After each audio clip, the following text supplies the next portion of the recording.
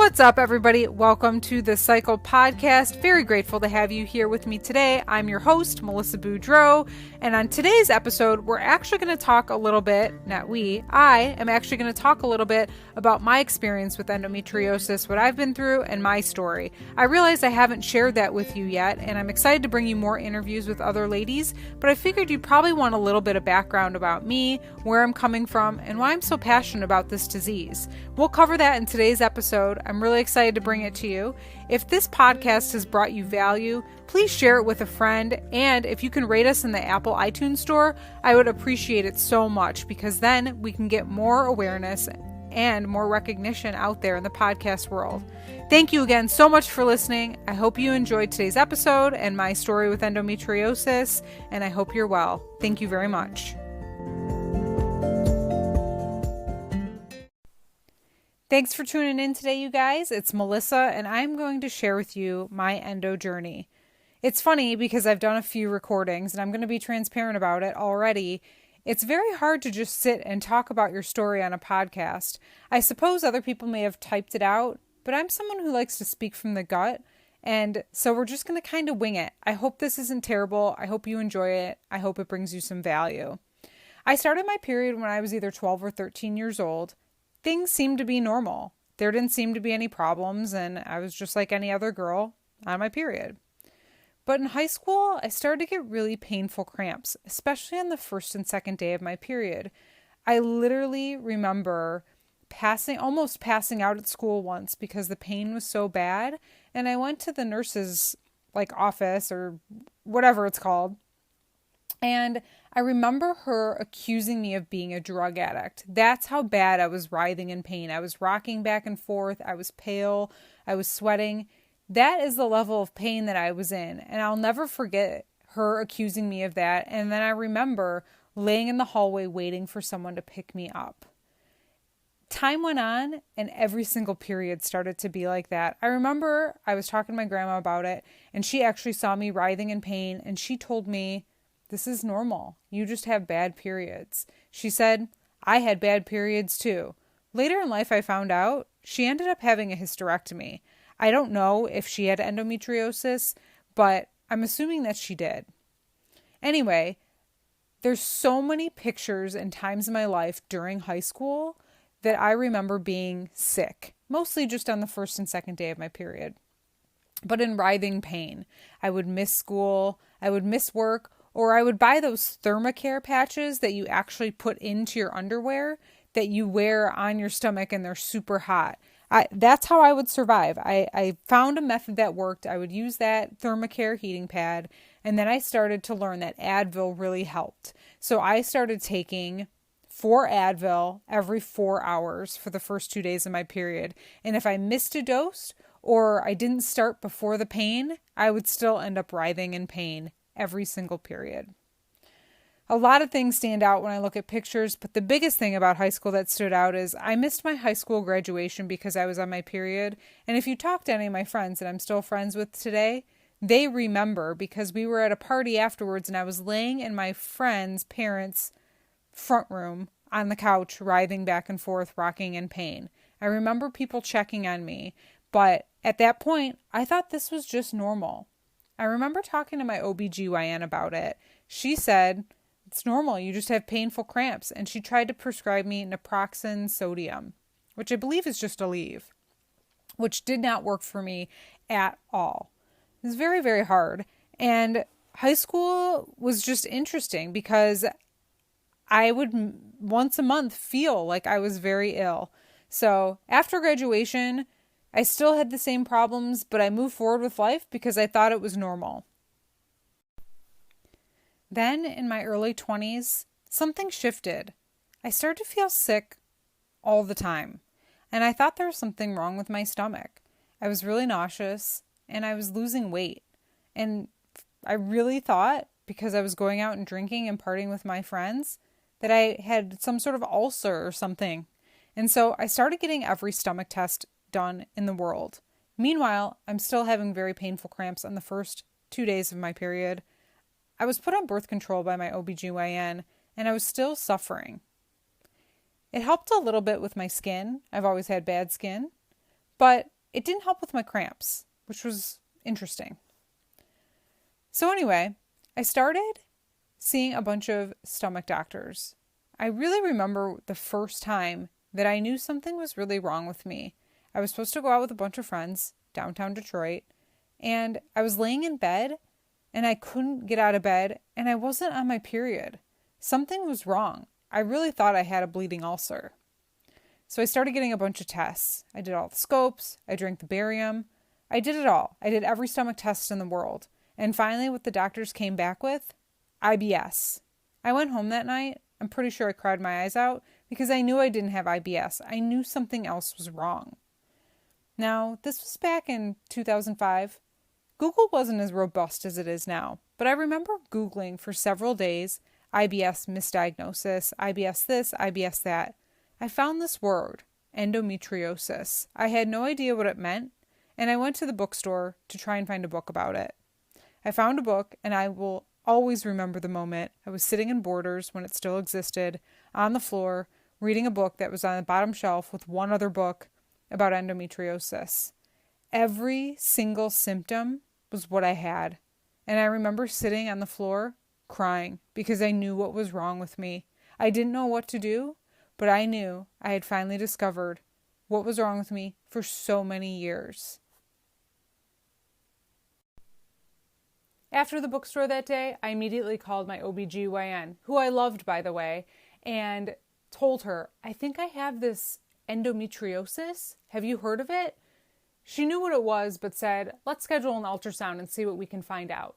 I had an ultrasound the next week, and we found that I did have a very large cyst on one of my ovaries. That made me feel better, just knowing that I wasn't crazy and that something was actually found.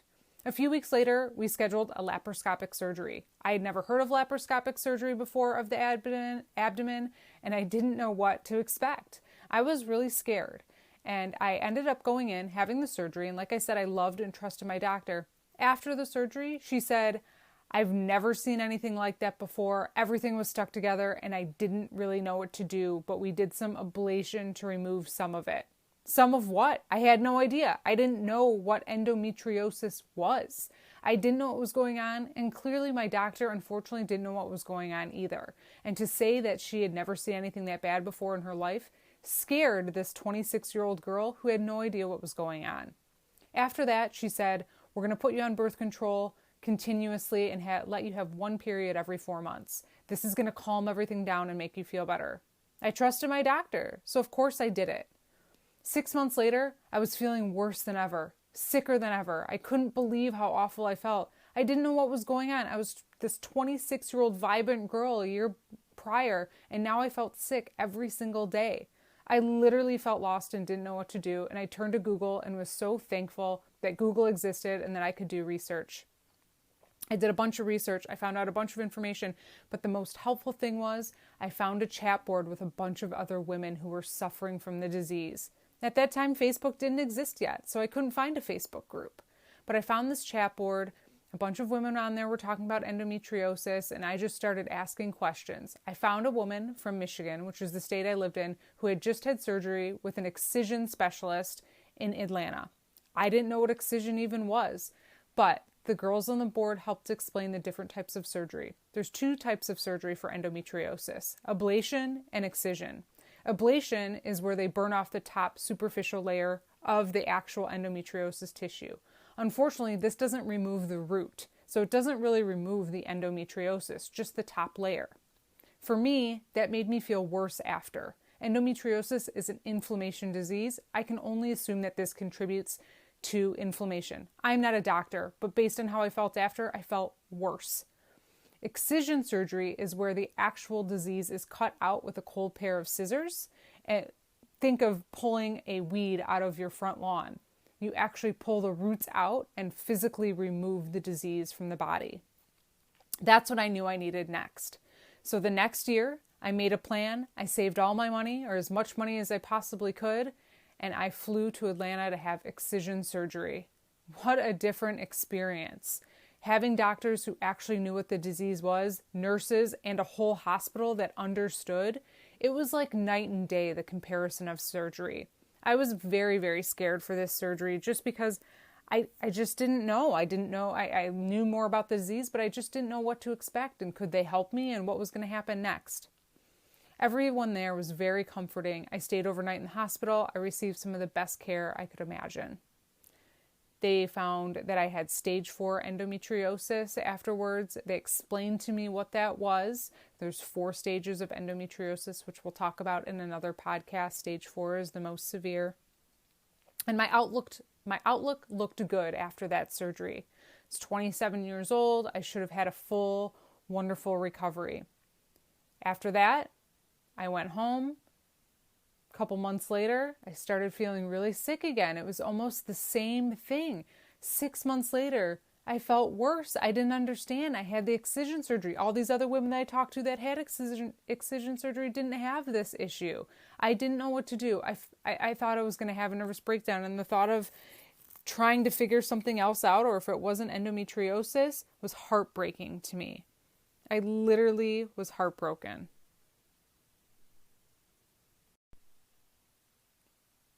I wasn't feeling great, so I decided to find a local doctor. I knew there was no way I could go back to Atlanta or keep calling them.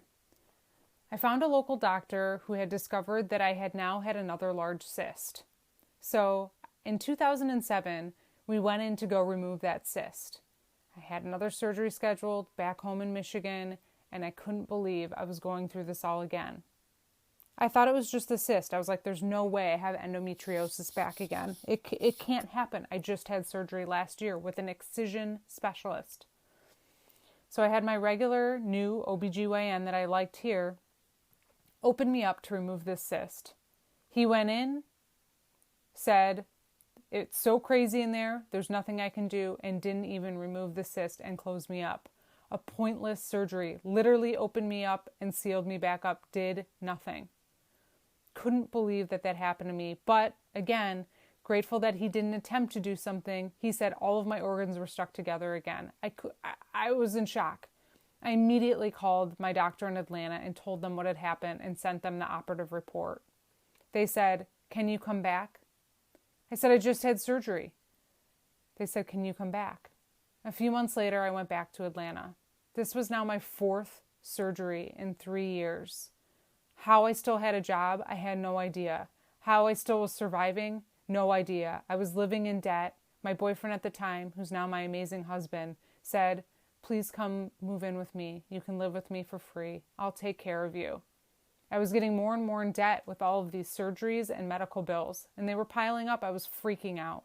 But I had to go back to Atlanta because I was barely surviving, and I wanted to know why all my organs were stuck back together again. After the surgery in 2007 in Atlanta, we figured out a little bit what had been going on. After my surgery in 2006 in Atlanta, when I got home, I started to get hives all over. We thought that I had picked up some virus or infection in the hospital. It almost killed me. The hives did. I was so swollen. When we went back in 2007, we pretty much figured out what happened. They use a sealant to spray your organs down after surgery. Well, they used to. They don't use it anymore as far as I know. I had a reaction to the sealant. The sealant's supposed to protect you from scar tissue and adhesions. What it did to me was made everything worse. So when they went back in, yes, they did find a little bit of endo, but mostly adhesions and scar tissue because I had a major reaction to that sealant, which was basically like having endo all over again, just different because everything was stuck back together. They freed everything up, wrapped it this time with a mesh, and said, you will feel a lot better after this, we promise. They were right. The rest of 2007, I felt pretty good. Between 2007 and 2009, 2 years, I felt like I started to get the quality of life back. I would have some bad periods here and there. I did have a few cysts rupture because I was still growing them on my ovaries, but I felt better, and I had a few really good years. In 2009, I had a very large cyst that we watched for almost a year. It had to come out. It was a solid cyst, so there was nothing we could do, and it wasn't going away. So I had a surgery with an IVF specialist here in Michigan. He understood endometriosis, and he knew how to do surgery, and I knew if I was just getting a cyst removed, things would be okay. The cyst was so large, he said, that it damaged my entire left ovary. So at that time, my left ovary and tube were removed in that surgery. I was okay with it because I knew that my right ovary would still function and that I would still have a period and my hormones would work. At this point, I wasn't thinking about getting pregnant, and it's not as something that I've desired to do. I'm not sure if it's because of all the disease or it's just something that I personally just have not wanted in life. But anyway, I knew that if that ever changed, I wanted to keep my organs, and I was able to save my right ovary and my uterus at that time. What was amazing was from 2009 until 2017, I felt really good. I almost had a good 7 to 8 years. I still had bad periods. I still had some writhing pain. I still had a few cysts, rupture here and there. But my everyday quality of life was so much better. And I was so happy about that. In the beginning of 2018, I knew something was starting to go wrong again, but I wasn't ready to admit it to myself. Every period was bad. I was getting into bed every day after work. I didn't notice how many months it was going on until one day I sat my husband down and said, "Something's wrong. I'm sick." And he said, "I know." And I said, "How do you know?" And he said, "You're getting into bed every day after work. That's not who you are." I must have had a cyst rupture along the way because I had to go get an IV and pain medication early in 2018. As the year progressed, I was eating less and less, losing weight, getting skinny, and not being able to keep up my energy. I called Atlanta. I told them what was going on. They said, "I think it's time for a hysterectomy." And I said, "Okay, let's do it." I avoided it for months because I didn't want to have it done. I was really scared. And in March of 2018, I went to New York for an endometriosis patient awareness day.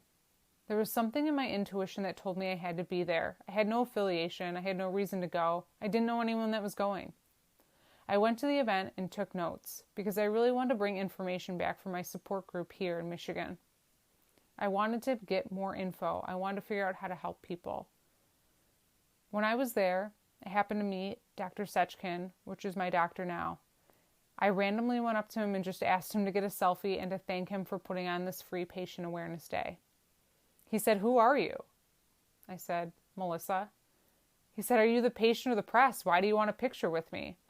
I said, "I'm neither." And he said, "I've had 5 surgeries in the past. I'm an endometriosis patient, but I'm not your patient."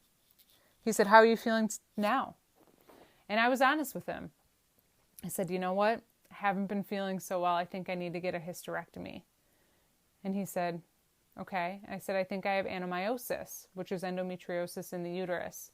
Because there's no way I have endometriosis. I've had so many surgeries, it has to be gone." He said, "I want you to come see me." Well, I was going back to New York in May for work, so I made an appointment to go see him. We did an MRI, and guess what? We found out that I had some endometriosis going on. At that time, I planned a surgery with him. From that day forward, I don't know if it's I knew that I had endometriosis or I physically was just getting sicker. I put off the surgery because I wanted to wait until a slower time at work. I waited until August to schedule my surgery, which was a slow time in the movie business. I work at the movie business. And it's one of the biggest things I regret. If you're listening to this podcast and you meet with a doctor and you find out that you need to have surgery, don't put it off for work or your family or your friends. Schedule the surgery as soon as possible because it could save your life. If I would have known what I found out during that surgery in May, I probably would have scheduled the surgery immediately and I would not have been concerned about how much work I needed to get done because the surgery literally saved my life. I had surgery on August 8th, 2018 in New York, and they found that I had stage 4 endometriosis back and it had attacked my bowels. My bowel looked like a balloon animal. They were surprised that I was able to eat and that I wasn't vomiting every day. In the months leading up to it, from May until August, I was barely eating, but I was denying everything to myself. In July, I was so sick, I was barely eating and barely functioning, but still somehow going to the gym, going to work. I don't know how I did it. I barely was eating maybe 400 to 500 calories a day. A couple weeks before the surgery, one of my best friends was getting married in Colorado. I was so sick that I took an earlier flight home because I literally didn't know what was going on. It all made sense after the surgery. I had to have a bowel resection done where a piece of my bowel was removed. Luckily for me, they only had to remove a small portion. Today, I'm still affected by that a little bit. My stomach is still a little bit queasy here and there, but I'm feeling a lot better. I'm 6 months out from my surgery and I'm adjusting still. But what I can tell you is that I started my period yesterday and I barely had any cramps and I only needed to use my heating pad a little bit and I didn't take any Motrin. So my third excision surgery, so far, so good. I just want to tell you guys that I'm really grateful that you're listening to my story, and I'm not the best storyteller. I know I'm not, but I think there's just some important messages here about finding the right doctor and advocating for yourself. If I could give you any advice today, I would tell you, you have to be comfortable with the doctor that you're talking to. I've been comfortable with a lot of the doctors, and I even loved my first doctor. But make sure that they also understand what you're talking about and they listen to you. The biggest thing that I learned, and I walked out of so many doctors' offices crying, was I had to stick up for myself and I had to educate myself. Doctors are humans too. Make sure you advocate for yourself. And I also would like to say that I think endometriosis is such a multifaceted disease. It's different in every person I've talked to, and there's different ways to make yourself feel better, and I think it's different for every single person. I still don't eat dairy or gluten, and I don't have caffeine, and it's been over 10 years. And some days I really miss it. I barely drink now. I'm a different person. This disease has completely changed my life. But I'm grateful for all the beautiful women that I've met through this process. I wouldn't change it. I know that sounds crazy, but I feel that I've been put on this earth to make a difference and try to help other people that are suffering with this disease. Part of the reason why I made this podcast. This was a really long one, and actually this has been pretty emotional for me to share. I don't think I've ever sat down and really just talked about my story from start to finish. I'm missing hundreds of details that I won't bore you with, but that's top level, my 6 surgeries, and what I've been through.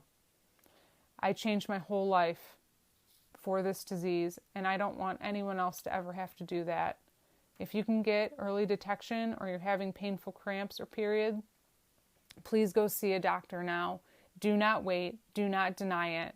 If you can get treatment in your early 20s, I think it can make a huge difference. I'm a firm believer that excision is the gold standard and the only way to feel better. Thank you again so much for listening. I'm sorry this is so long. I hope it wasn't too boring. I appreciate you. Take care.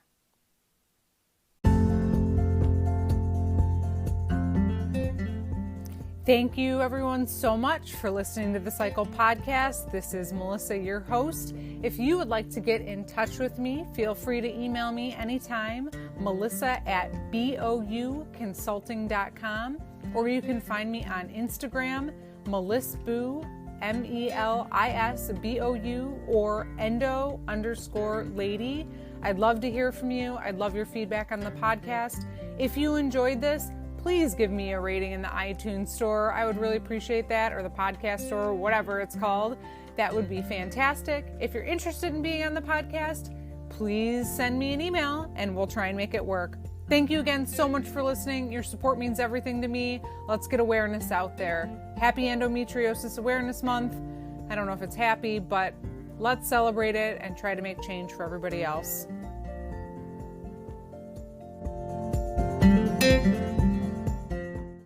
The podcast you just heard was made using Anchor. Ever thought about making your own podcast? Anchor makes it really easy for anyone to get started. It's a one-stop shop for recording, hosting, and distributing podcasts. Best of all, it's 100% free. Sign up now at anchor.fm/new. That's anchor.fm/new to get started.